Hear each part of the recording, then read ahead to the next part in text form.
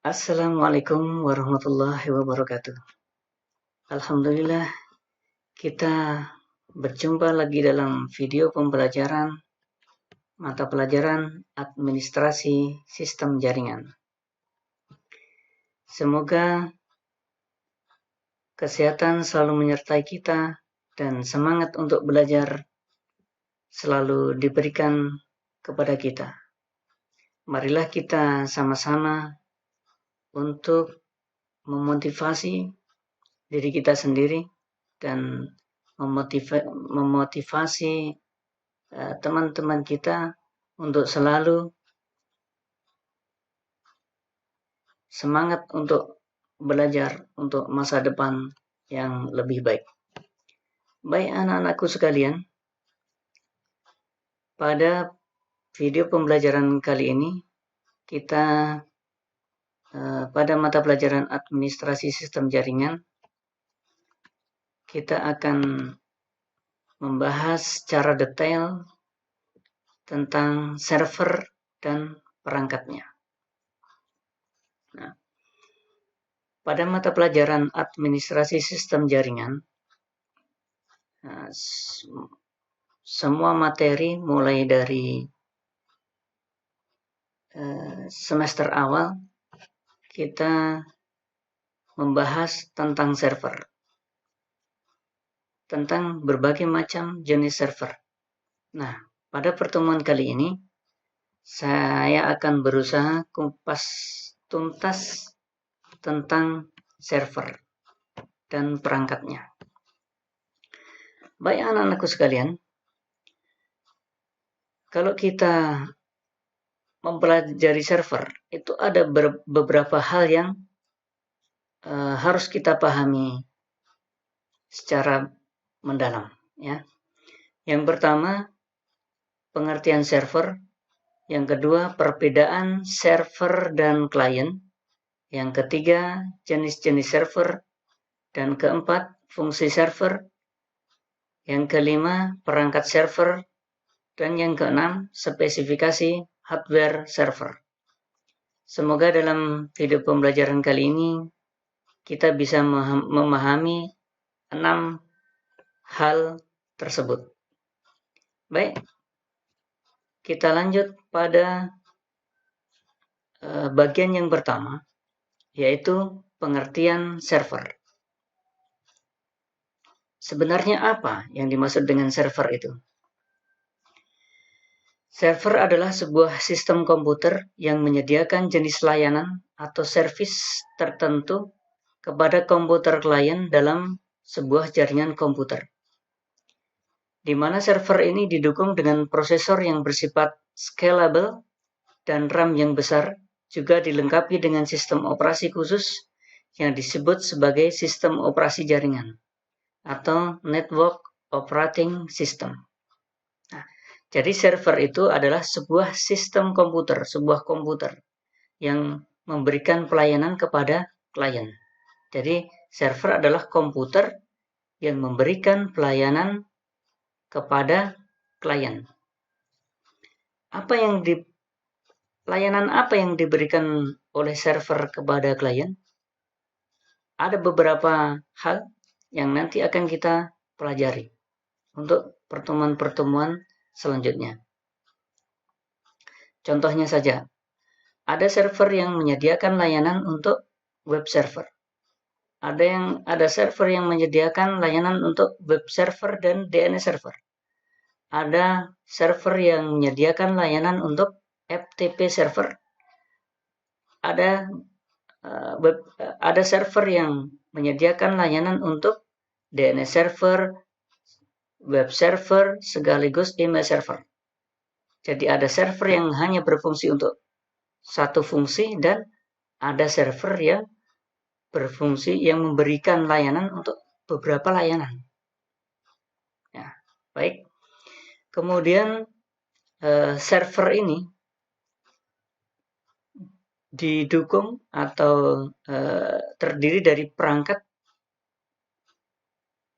utama, misalnya prosesor itu yang bersifat scalable, artinya bahwa server itu menyediakan slot untuk meningkatkan atau untuk mengupgrade prosesor. Jadi di dalam server itu tidak hanya terdiri dari satu prosesor saja. Begitu juga dengan RAM. Itu yang disebut dengan scalable, artinya dapat ditingkatkan kapasitasnya, kapasitas prosesor maupun kapasitas RAM. Kalau kita ambil pengertiannya yang sederhana, yaitu bahwa perangkat yang ada di dalam komputer server, misalnya prosesor, RAM, hard disk, itu bisa ditambah secara berkala. Kalau pada saat tertentu kapasitas server sudah tidak memadai, maka ditambah lagi prosesornya, ditambah lagi RAM-nya, atau ditambah lagi hard disk-nya. Nah, yang perlu diperhatikan juga, ya, pada server ini akan diinstalkan sistem operasi yang tidak biasa, bukan sistem operasi yang digunakan oleh komputer pada umumnya. Karena komputer server ini akan diinstalkan yaitu sistem operasi jaringan atau istilahnya yaitu network operating system. Baik, kita akan melanjutkan pada bagian yang kedua, yaitu dalam pembahasan perbedaan server dan klien. Oke, ada beberapa hal yang harus kita ketahui tentang perbedaan server dan klien ini. Yang pertama, ya, server merupakan komputer yang memberikan pelayanan kepada komputer klien, baik pelayanan data, aplikasi, dan lain-lain. Nah, perlu digarisbawahi bahwa tugas server yaitu memberikan pelayanan kepada klien yang meminta layanan. Jadi kalau klien itu tidak meminta layanan kepada server, ya tidak dilayani. Nah, oke, jadi server itu merupakan komputer yang memberikan pelayanan kepada klien. Baik itu pelayanan data, pelayanan aplikasi. Nanti kita lihat di dalam penjelasan jenis-jenis server. Jenis server ini akan memberikan pelayanan untuk apa? Apakah untuk data atau untuk aplikasi? Nah, perlu digarisbawahi adalah server adalah memberikan pelayanan. Kemudian yang kedua yaitu klien. Klien merupakan komputer yang meminta pelayanan dari komputer server. Nah, kalau server itu adalah memberikan pelayanan, klien adalah komputer yang meminta pelayanan kepada server. Apakah itu pelayanan DHCP, ataukah pelayanan DNS, ataukah pelayanan data, atau pelayanan upload dan download data, atau file, atau folder. Nah, itu kita bisa lihat sebentar di dalam penjelasan tentang jenis-jenis server. Kemudian yang ketiga, yaitu hardware server dan klien. Spesifikasi perangkat keras komputer server ya, sebaiknya atau seharusnya lebih bagus dan berkualitas dibanding komputer klien. Nah, apa yang menjadi alasannya? Kenapa harus lebih baik atau lebih bagus perangkat server daripada perangkat klien? Nah, server, kalau kita bicara server, artinya kita akan berbicara tentang jaringan komputer. Antara server dan klien itu adalah terhubung di dalam satu jaringan komputer. Jadi antara server dan klien harus terhubung. Server adalah komputer pelayan yang memberikan pelayanan kepada klien. Nah, apa yang terjadi ketika spesifikasi perangkat server ini lebih rendah atau sama dengan klien? Nah, pasti itu tidak akan pernah kita harapkan. Karena klien itu yang meminta pelayanan kepada server pasti akan meminta pelayanan yang terbaik. Lalu lintas datanya lebih cepat, kemudian jenis-jenis pelayanannya lebih lengkap. Nah, jadi karena server ini menangani jaringan, menangani banyak klien, ya, apalagi kalau web server yang diakses oleh miliaran orang di dunia. Nah, saya kasih contoh, misalnya server Facebook, berapa miliar orang di dunia ini yang mengakses Facebook. Kalau server Facebook itu spesifikasinya seperti biasa, seperti yang ada pada komputer klien, maka pasti layanan akan menjadi lebih buruk. Kualitasnya akan menjadi rendah, karena kecepatan diaksesnya dan kecepatan memberikan pelayanan kepada klien itu akan menjadi rendah. Itu makanya hardware server itu harus lebih baik daripada hardware klien. Ya, itu 3 hal. Kalau kita cermati pada perbedaan server dan klien. Satu hal lagi, perbedaan yang bisa kita cermati antara komputer server dengan komputer klien, yaitu sistem operasi yang diinstalkan pada kedua perangkat tersebut berbeda. Pada komputer server, sistem operasinya yaitu menggunakan sistem operasi jaringan. Kalau pada komputer klien menggunakan sistem operasi standalone, sistem operasi yang biasa, yang desktop, yang bukan sistem operasi jaringan. Baik, kita lanjut ke bagian ketiga, yaitu tentang jenis-jenis server. Jenis-jenis server berdasarkan referensi yang saya dapatkan, itu banyak kalangan atau kelompok yang memberikan macam-macam atau jenis-jenis server berdasarkan beberapa hal. Ada yang membedakan berdasarkan fungsinya, berdasarkan areanya, dan mungkin nanti kalian kalau misalkan melakukan browsing di internet, mencari jenis-jenis server, mungkin ada beberapa hal lagi bahwa kategori server ini jenisnya ini akan akan disampaikan berdasarkan dengan hal yang berbeda lagi. Jadi ini sangat beragam untuk jenis-jenis server. Jadi kalian saya harapkan tidak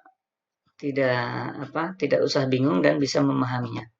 Dan saya akan berikan beberapa jenis server ini berdasarkan 3 hal, ya. Untuk yang pertama, jenis-jenis server berdasarkan area atau jangkauannya. Nah, ini di sekolah kita atau di lab kita ini sudah pernah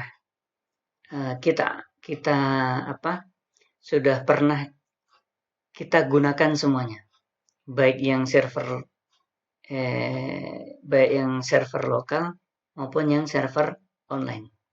Nah, kita bahas yang pertama, jenis-jenis server berdasarkan area atau jangkauannya, yaitu server lokal atau offline. Server lokal adalah server yang memberikan pelayanan kepada klien pada jaringan lokal atau local area network. tanpa terhubung dengan internet. Nah, bagaimana cara kerja server seperti ini? Nah, cara kerja server lokal itu sama dengan server online. Server yang tidak terhubung dengan internet dan server yang terhubung dengan internet atau online itu cara kerjanya sama. Yang membedakan cuman area cakupannya dan jumlah klien. Nah, sebagai contoh, pada saat kita ulangan semester menggunakan komputer di lab atau menggunakan Android, nah, ulangan semester itu soal-soalnya, semua soal-soalnya, berbagai macam mata pelajaran itu akan disimpan di dalam server lokal. Nah, server lokal ini yang akan memunculkan atau yang men-sharing atau yang memberikan soal-soal itu, yang menyebar soal-soal itu kepada komputer klien maupun gadget. Jadi klien itu bisa berupa komputer, bisa berupa handphone atau gadget. Yang dalam hal ini adalah Android, ya. Nah, itu sudah kita gunakan dan kita sudah praktek. Kita sudah menggunakan server lokal. Jadi server lokal itu server yang tidak terhubung dengan internet. Tetap bisa digunakan, tetap berfungsi seperti server online pada umumnya. Kemudian yang kedua, yaitu server online. Adalah server yang memberikan pelayanan kepada klien menggunakan jaringan internet. Kalau server lokal itu, tadi contohnya adalah server yang digunakan untuk ulangan semester. Nah, satu server bisa menangani untuk semua lab yang ada di sekolah kita. Jadi itu bersumber dari satu server dan komputer kliennya bisa ratusan PC atau ratusan komputer klien. Kalau server online, yaitu server yang memberikan pelayanan kepada klien melalui jaringan internet. Nah, kalau kita pahami, ya, sebenarnya server online ini setiap hari sudah kita pakai. Salah satu contohnya, ketika kita membuka Facebook, Instagram, ya, WhatsApp, itu artinya komputer kita, kalau kita menggunakan komputer kita itu akan terhubung kepada servernya Facebook. Kalau kita membuka Instagram, artinya bahwa komputer kita itu terhubung dengan server Instagram. Begitu juga dengan website-website yang lain. Bahwa komputer kita ini terhubung ke server tertentu yang letaknya jauh sekali. Nah, misalnya di Amerika, untuk server Facebook di Amerika, sedangkan kita di Indonesia, tapi tetap bisa terhubung. Nah, kenapa kita tetap bisa berhubung? Karena terhubung melalui internet. Karena ada jaringan komunikasi.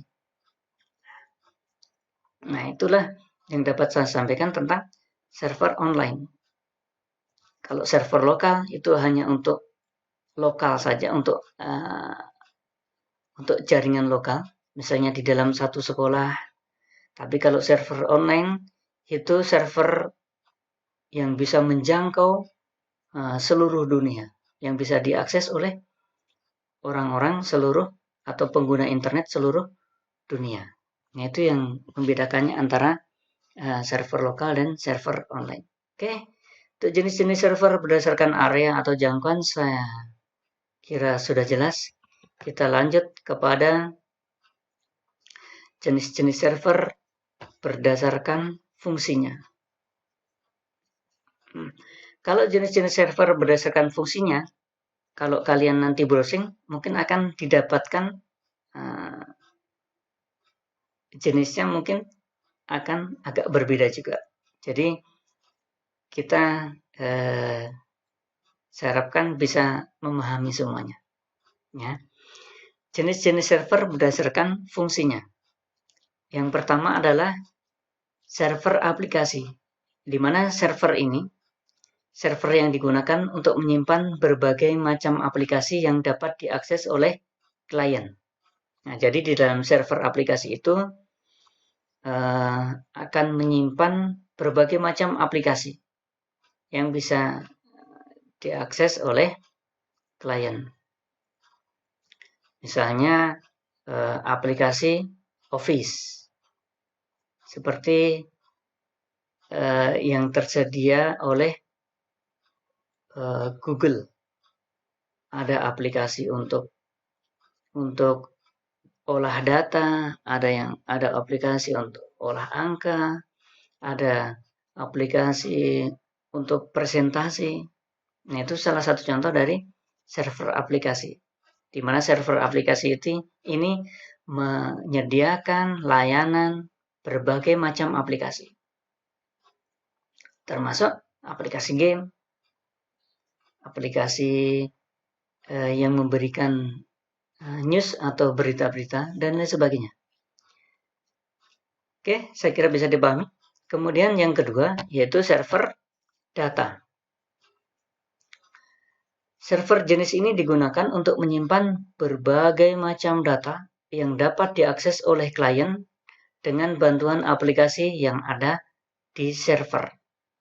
Jadi server data itu adalah server yang menyimpan ribuan bahkan jutaan data yang bisa diakses oleh klien. Salah satu contoh server data itu adalah server-server yang digunakan oleh perbankan. Nah, di mana server-server yang digunakan oleh perbankan ini adalah server yang terhubung secara online. Jadi bisa diakses dari seluruh penjuru dunia. Walaupun standar jaringan yang digunakan oleh perbankan itu berbeda dengan jaringan internet pada umumnya. Mereka menggunakan jaringan khusus yang sulit untuk diretas atau dihack oleh pihak lain yang merugikan. Itu mungkin bisa dipahami antara perbedaan server aplikasi, server data. Kemudian yang ketiga yaitu server proxy. Server proxy ini berfungsi untuk mengatur lalu lintas di jaringan melalui pengaturan proxy. Orang awam lebih mengenal proxy ini sebagai server untuk mengkoneksikan komputer klien ke internet. Jadi server proxy ini memang fungsi utamanya itu untuk memberikan pelayanan atau koneksivitas kepada server yang lain. Dan fungsi dari server proxy ini bisa dimanfaatkan untuk memblok website-website tertentu, misalnya website-website yang terlarang. Di mana server proxy ini juga sangat membantu untuk mempercepat akses ke website-website yang terhubung secara online. Nah, nanti kita pelajari lebih lanjut tentang server proxy ini. Nah, jadi server proxy ini akan berada di antara komputer klien dan komputer server. Jadi di tengah-tengahnya ada server proxy yang mengatur lalu lintas jaringan antara klien mengakses kepada server. Apakah klien ini diizinkan untuk mengakses ke komputer server atau tidak? Itu nanti ada yang namanya filternya. Apakah website tertentu itu akan diblok atau tidak? Nah, ini yang biasa digunakan oleh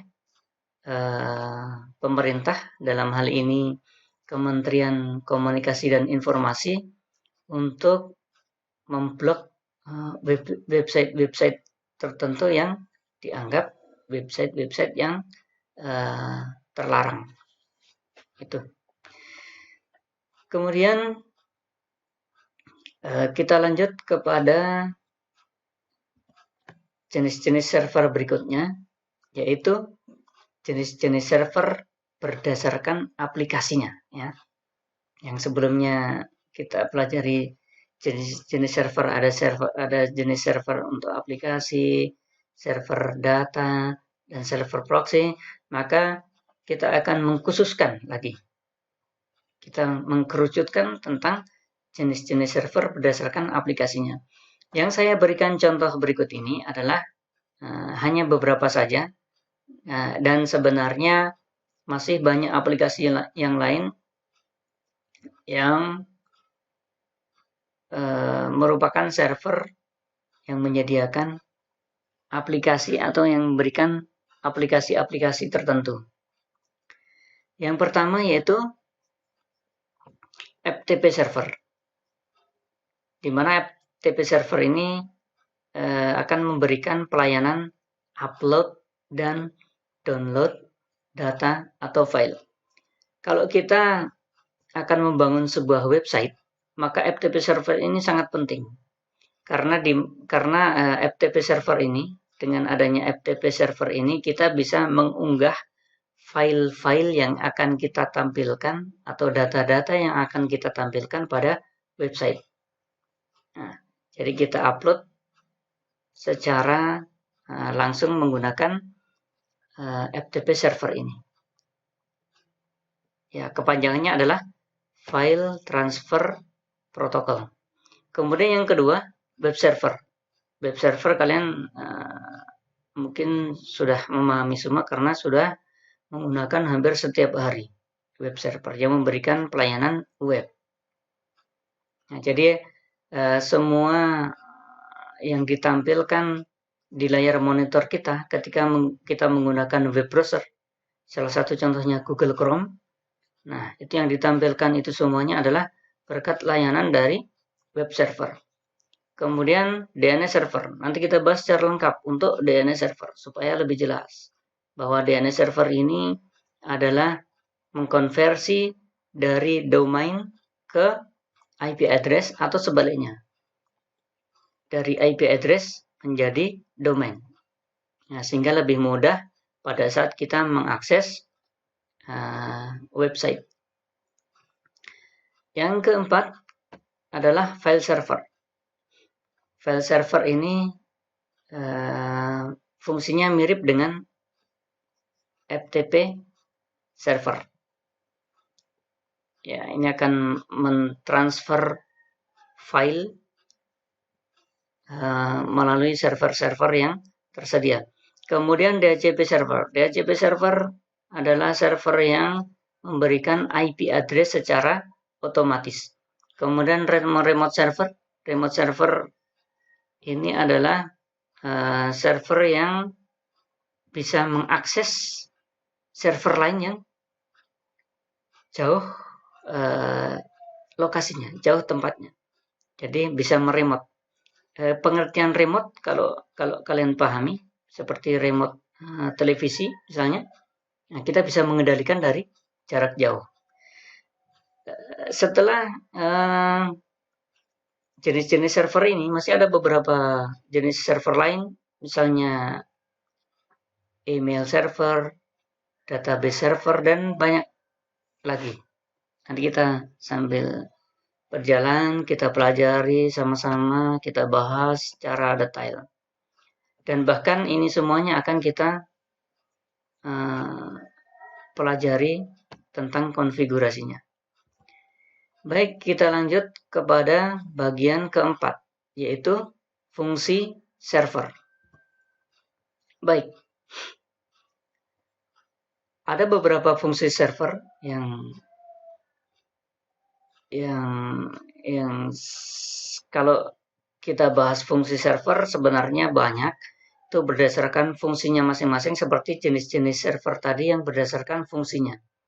Tapi secara garis besar, fungsi server itu adalah menyediakan satu atau beberapa jenis layanan atau service kepada komputer klien dalam sebuah jaringan komputer.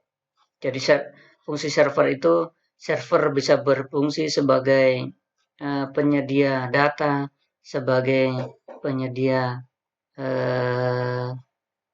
misalnya untuk transfer data seperti FTP server. Server bisa berfungsi untuk memberikan layanan web. Nah, jadi intinya bahwa server itu bisa menyediakan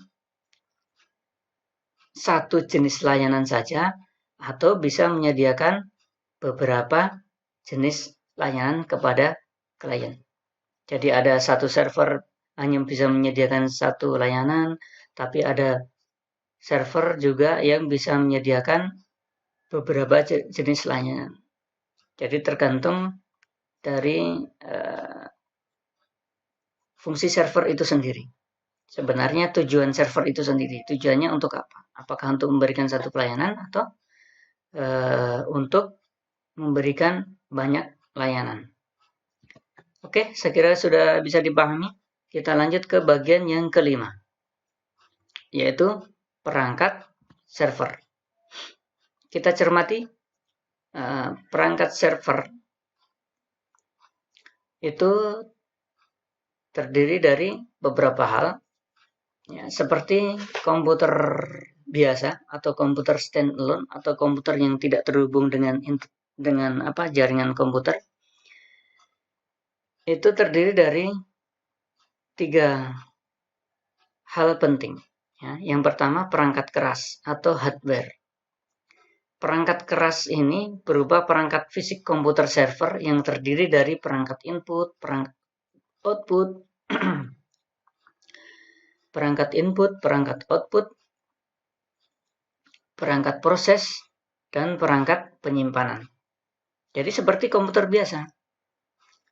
Perangkatnya itu terdiri dari perangkat input, perangkat output, dan perangkat proses dan perangkat penyimpanan. Seperti biasa. Tapi yang membedakan apa? Tadi sudah kita bahas di bagian sebelumnya tentang perbedaan antara komputer server dan komputer klien. Salah satu perbedaannya yaitu tentang perangkat kerasnya. Jadi perangkat keras, spesifikasi perangkat keras pada komputer server itu harus lebih tinggi spesifikasinya dibanding dengan komputer klien. Oke, tentang perangkat keras. Saya kira tentang perangkat keras sudah bisa dipahami bahwa perangkat keras komputer server itu, bahwa komputer server itu terdiri dari perangkat keras yang harus spesifikasinya harus lebih baik dari komputer klien. Kemudian yang kedua yaitu perangkat lunak sistem operasi. Nah, sistem operasi yang diinstalkan pada perangkat keras server adalah sistem operasi jaringan. Nah, ini yang membedakan dengan komputer klien. Kalau komputer klien itu diinstalkan dengan sistem operasi yang biasa, sistem operasi yang reguler, tapi kalau perangkat server ini diinstalkan dengan sistem operasi jaringan, sistem operasi khusus. Karena aplikasi-aplikasi yang digunakan untuk layanan dari server itu hanya bisa diinstalkan pada sistem operasi jaringan. Kemudian yang ketiga yaitu perangkat lunak aplikasi. Perangkat lunak aplikasi akan diinstalkan pada komputer server di dalam sistem operasi jaringan yang sudah ada pada komputer server. Nah, jadi perangkat lunak aplikasi atau software aplikasi ini akan bisa diinstalkan ketika komputer server itu sudah terinstal atau sudah ada sistem operasi jaringan. Nah, jadi saya harapkan kita bisa memahami bahwa Yang dimaksud dengan server ya itu berupa hardware dan berupa software. Nah, sebenarnya itu intinya yang akan saya sampaikan di sini. Perangkat server itu terdiri dari perangkat keras atau perangkat server fisik dan perangkat lunak, perangkat server yang berupa software. Jadi server itu ada yang hardware, ada software. Seperti komputer biasa. Bahwa komputer server itu terdiri dari perangkat keras dan perangkat lunak. Di mana perangkat lunaknya itu terdiri dari dua, yaitu sistem operasi dan perangkat lunak aplikasi. Baik, kita lanjut ke bagian yang terakhir, yaitu tentang spesifikasi hardware server. Oke, tentang spesifikasi hardware server ini saya sudah sampaikan di bagian sebelumnya, tapi di dalam bagian ini akan kita bahas secara detail tentang spesifikasinya.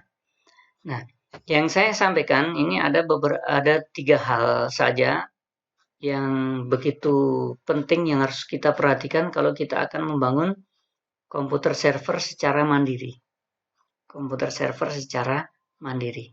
Kalau kita mau membangun atau membuat server sendiri tanpa menyewa misalnya, ada 3 hal penting ini yang wajib kita perhatikan. Yang pertama, prosesornya. Nah, kalau tadi disebutkan bahwa prosesor yang digunakan pada server itu adalah scalable, artinya prosesor ini dapat ditingkatkan dalam hal jumlahnya maupun dapat ditingkatkan dalam hal spesifikasinya atau dalam hal kapasitasnya. Saat ini prosesor Intel untuk komputer server yang menjadi unggulan adalah seri Core i9 dan Xeon.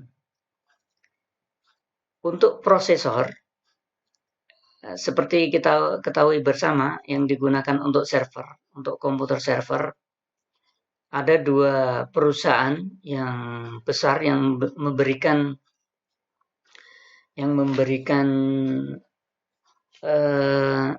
atau yang biasa digunakan untuk komputer server, yaitu dari perusahaan Intel dan perusahaan AMD.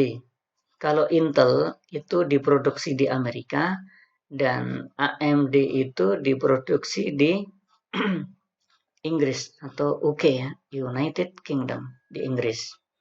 Tapi pada umumnya pengguna server ya, itu lebih cenderung untuk menggunakan produknya Intel.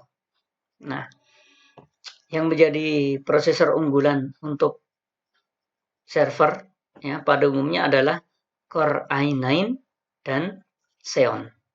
Nah, untuk prosesor. Kemudian untuk RAM. Untuk RAM atau Random Access Memory ya, memori. Kapasitas minimal RAM untuk server adalah minimal 2 GB, tapi lebih direkomendasikan 8 GB. Jadi sebenarnya untuk kapasitas RAM ini tergantung jumlah klien yang akan dilayani sebenarnya. Tapi untuk komputer untuk server lokal biasanya dianjurkan atau direkomendasikan untuk menggunakan RAM yang 8 GB. Kalau jumlah kliennya banyak, artinya RAM-nya juga harus ditingkatkan berdasarkan jumlah kliennya tersebut. Yang pertama prosesor, yang kedua RAM, yang ketiga perangkat penyimpanan. Untuk perangkat penyimpanan, boleh menggunakan penyimpanan hard disk drive, tapi dianjurkan untuk menggunakan penyimpanan jenis SSD. Ya. Ini yang membedakan antara HDD dan SSD adalah kecepatan transfer datanya, kecepatan diakses dan kecepatan untuk mengakses datanya sendiri. Jadi yang membedakan adalah kecepatan transfer datanya. Nah, untuk komputer-komputer biasa atau laptop-laptop biasa itu sudah banyak yang menggunakan SSD. Nah, kendalanya kalau kita mau menggunakan SSD ini harganya jauh lebih mahal daripada HDD dengan spesifikasi atau dengan kapasitas yang lebih rendah dari hard disk drive. Baik, anak-anakku sekalian, kita sudah membahas 6 hal tentang server. Saya harapkan materi kita kali ini bisa dipahami dengan baik, sambil nanti kita akan lebih kita pahami lagi secara detail pada saat kita mempelajari jenis-jenis server yang akan kita konfigurasi lagi, yang akan kita konfigurasi nanti ya, pada saat kita pembelajaran berikutnya. Mungkin akan kita bahas tentang langkah-langkah konfigurasinya, tentang fungsinya secara detail. Nanti insya Allah kita akan pahami secara bersama-sama.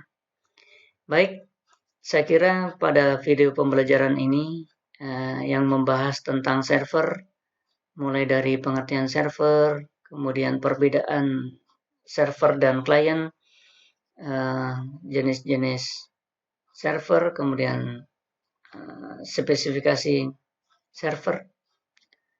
Semoga materi ini bisa dipahami dengan baik sehingga menjadi dasar untuk mempelajari server-server yang lain lagi. Silahkan kalau ada pertanyaan bisa diajukan di chat atau bisa juga diajukan di YouTube. Baik, terima kasih. Semoga kita semuanya tetap diberikan kesehatan sehingga diberikan semangat atau tetap diberikan kesempatan untuk belajar. Baik, terima kasih. Tetap semangat dan tetap menjaga kesehatan. Assalamualaikum warahmatullahi wabarakatuh.